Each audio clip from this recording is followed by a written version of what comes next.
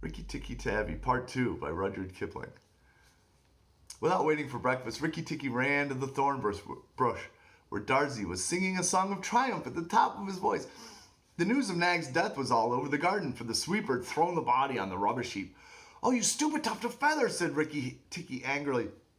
"Is this the time to sing?" "Nag is dead, is dead, is dead," sang Darzy. The valiant Rikki Tikki caught him by the head and held fast. The big man brought his bang stick, and Nag fell into 2 pieces. "He will never eat my babies again." "All that's true enough, but where is Nagina?" said Rikki Tikki, looking carefully around him. "Nagina came to the bathroom sluice and called for Nag," Darzy went out. "And Nag came out the end of a stick. The sweeper picked him up on the end of a stick and threw him on the rubbish heap. Let us sing about the red-eyed Rikki Tikki." The Darzy filled his throat with song and sang. "If I could get up to your nest, I'd roll your babies out. You don't know when to do the right thing at the right time. You're safe enough in there in your nest, but it's a war for me down here. Stop singing a minute, Darzy." "For the great, the beautiful Rikki Tikki's sake, I will stop. What is it, O killer of the terrible Nag? Where is Nagina for the 3rd time?" "On the rubbish heap by the stables, mourning for Nag.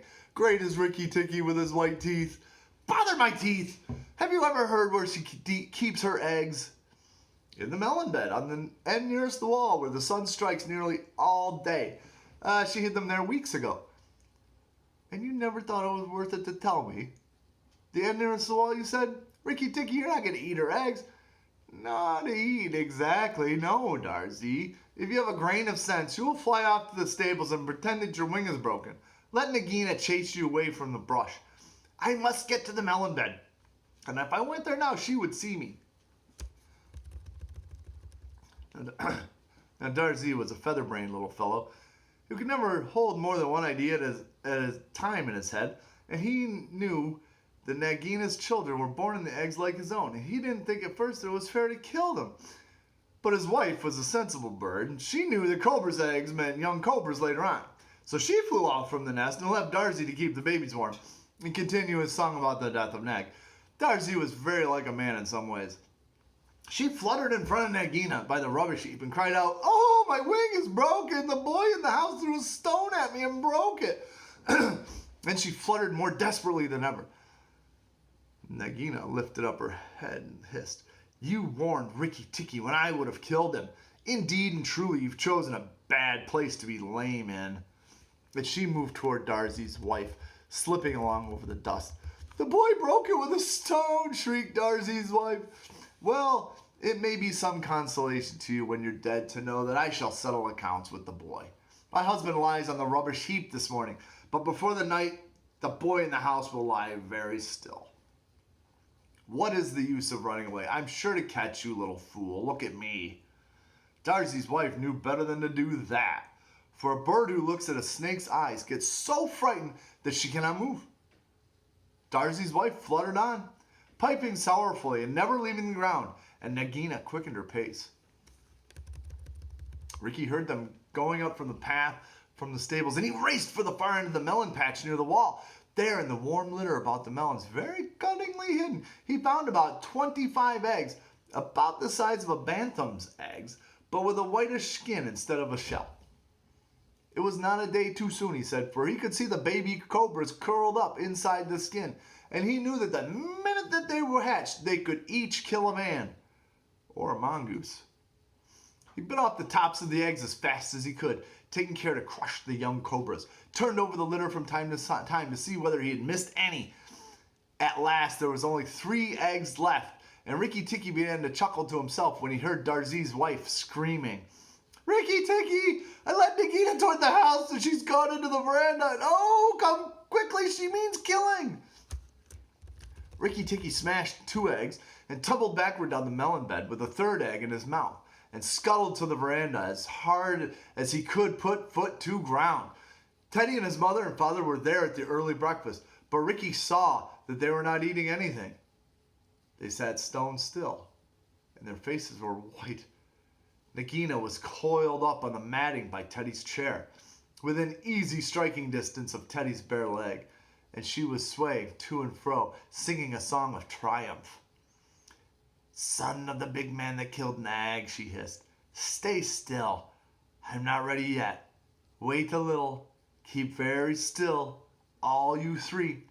If you move, I strike, and if you do not move, I strike. Oh, foolish people who killed my Nag." Teddy's eyes were fixed on his father, and all his father could do was to whisper, "Sit still, Teddy. You mustn't move, Teddy. Keep still."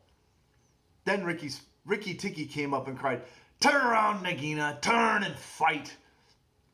"All in good time," she said without moving her eyes. "I will settle my account with you presently. Look at your friends, Rikki Tikki. They were still and white, and they were afraid. They dare not move, and if you come a step nearer, I strike." "Look at your eggs," said Rikki Tikki, "in the melon bed near the wall. Go and look, Nagina." The big snake turned halfway around and saw the egg on the veranda. "Give it to me!" Rikki Tikki put his paws on each side of the egg, and his eyes were blood red. What price for a snake's egg? For a young cobra? For a young king cobra? For the very last of the brood. The ants are eating all the others down by the melon bed. Nagina spun clear around, forgetting everything for the sake of one egg. And Rikki Tikki saw Teddy's father shoot out a big hand, catch Teddy by the shoulder, and drag him across the little table with the teacups, safe and out of reach of Nagina.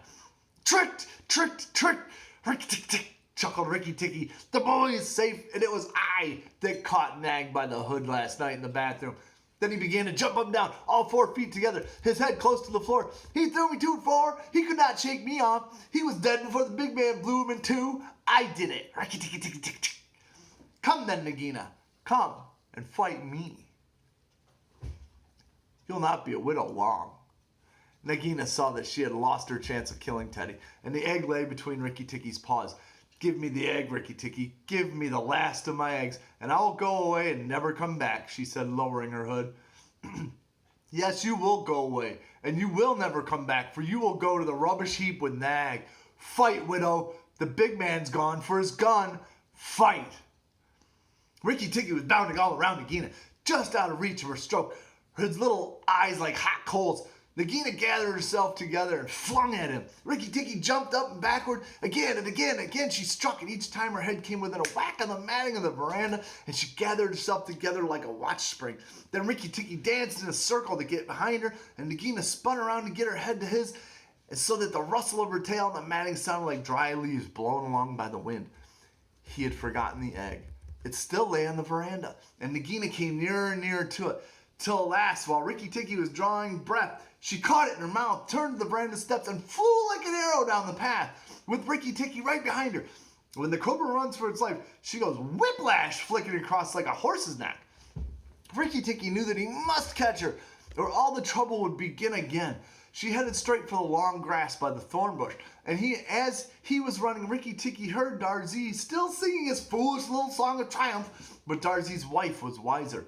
She flew off her nest as Nagina came along and flapped her wings about Nagina's head. If Darzee had helped, they might have turned her, but Nagina only lowered her hood and went on. Still, the instant's delay brought Rikki Tikki up to her, and as he plunged into the rat hole where she and Nag used to live, his little white teeth were clenched on her tail, and he went down with her. And very few mongooses, however wise and old they may care to follow a cobra into its hole. It was a dark hole, and Rikki Tikki never knew when it might open up and give Nagina room to turn and strike at him. He held on savagely and stuck out his feet to act as brakes on the dark slope of the hot, moist earth. Then the grass by the mouth of the hole stopped waving, and Darzee said, "It's all over with Rikki Tikki. We must sing his death song. Valiant Rikki Tikki is dead, for Nagina will surely kill him underground." So he sang a very mournful song that he made up on the spur of the minute, and just as he got to the most touching part, the grass quivered again, and Rikki Tikki, covered with dirt, dragged himself out of the hole, leg by leg, licking his whiskers. Darzee stopped with a little shout. Rikki Tikki shook some of the dust off his fur and sneezed. "Phew! It's all over," he said. "The widow will never come out again." And the red ants that lived between the grass stems heard him and began to troop down one after another to see if he had spoken the truth. Rikki Tikki curled himself up in the grass and he slept where he was. He slept and he slept until it was late afternoon, for he had done a hard day's work. Now, he said when he awoke, I will go back to the house, tell the coppersmith, Darzee, and he will tell the garden that Nagina is dead. The coppersmith is a bird who makes a noise exactly like the beating of a little hammer on a copper pot. And the reason he is always making it is because he is the town crier to every Indian garden and tells all the news to everybody who cares to listen. As Rikki Tikki went up the path, he heard his attention notes like a tiny dinner gong, and then the steady ding-dong-tock, Nag is dead, dong, Nagina is dead, ding-dong-tock. That sets all the birds in the garden singing and the frogs croaking, for Nag and Nagina used to eat frogs as well as little birds. And when Rikki got to the house, Ted and Teddy's mother, she still looked very white, for she had been fainting. And Teddy's father came out and almost cried over him.